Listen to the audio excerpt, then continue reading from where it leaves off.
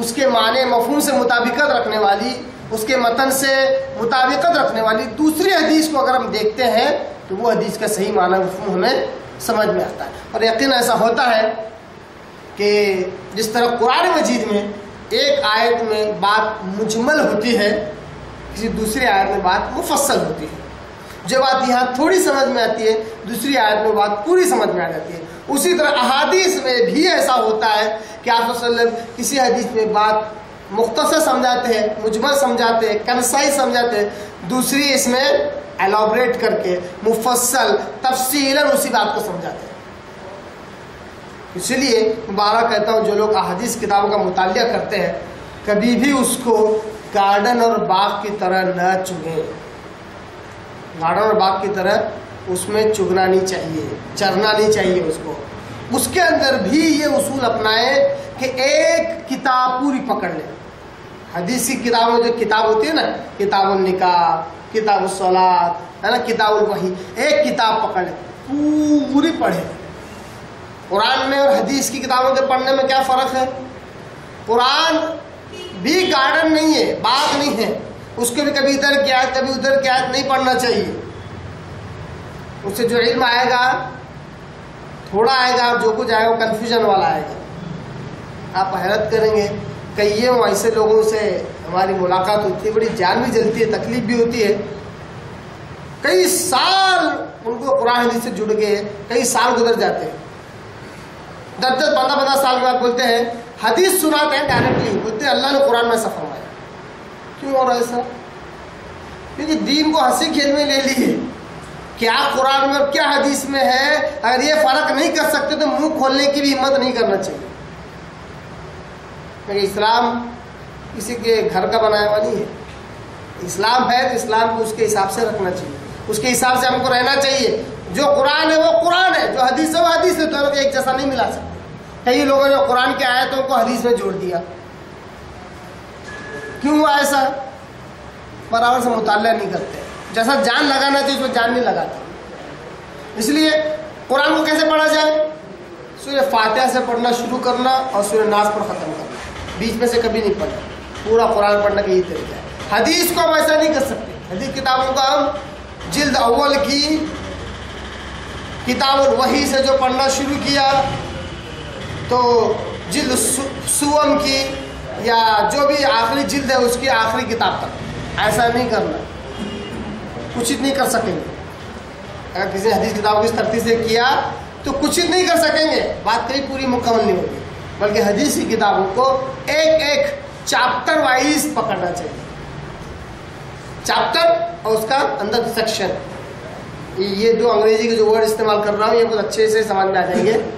کتاب بولتے ہیں تو کنفیوژن ہو جاتا ہے. حدیث کی کتاب صحیح بخاری، اس کے اندر کتاب ہوتی ہے. وہ کتاب کیا ہے؟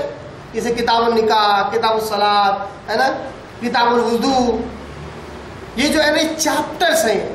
چیپٹر سمجھتے ہیں نا، بڑا چیپٹر ہے وہ کیا نہیں. چیپٹر مطلب سبق، لیسن.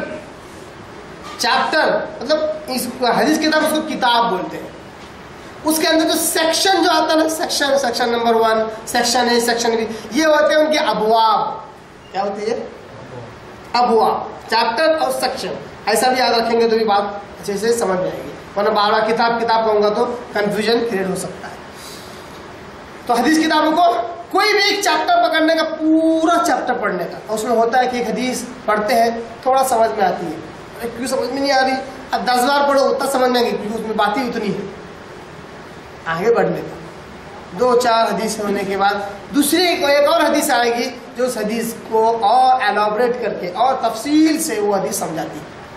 کلیئر ہو جائیں گے لوگ. اور آپ کی نیت اچھی ہے، آپ قرآن اور حدیث سے ہدایت چاہتے ہیں تو اللہ تعالیٰ ضرور سمجھائے گا. آج کل لوگوں کی اصل میں نیتوں کا بھی بڑا مسئلہ ہے. نیت میں ہی پہلے سے کھوٹ ہوتا ہے. پڑھتے حدیث ہے اس لیے تاکہ مطلب کی حدیث ملے. بڑے حیرت انگیز بات ہے. بہت سارے لوگ تو کیا کرتے ہیں پتہ ہے، ہم نے آنکھوں سے دیکھے ہوئے، کسی کو برا والا بولنا مقصود نہیں ہے. ہر حدیث کتاب کے شروع والے پنے پر لکھا ہوا ہوتا ہے صفحہ نمبر 5 پر کیا ہے وہ مسئلہ. دیکھیے آپ نے صفحہ نمبر 10 پر مسئلہ نمبر یہ کیوں؟ کیونکہ وہ اس لیے ہے کیونکہ یہ خود کے پڑھنے کے لیے نہیں ہے، ایک آدھا پڑھ لیتے ہو جیسے کسی کو پکڑ کے لانے کا کیا یہ صفحہ نمبر رفع الامر کا مسئلہ اس جگہ پہ دیکھ صفحہ نمبر 15 کے اوپر یہ دیکھیے لکھا ہوا ہے، باقی گلی سے کچھ نہیں معلوم رہتی، نہیں دیکھنا چاہتے واللہ حقیقت بتلا، باقی گلی سے معلوم ہی نہیں رہتی، دیکھنا بھی نہیں چاہتے، نہیں پڑھنا چاہتے، نہیں زندگی میں لانا چاہتے.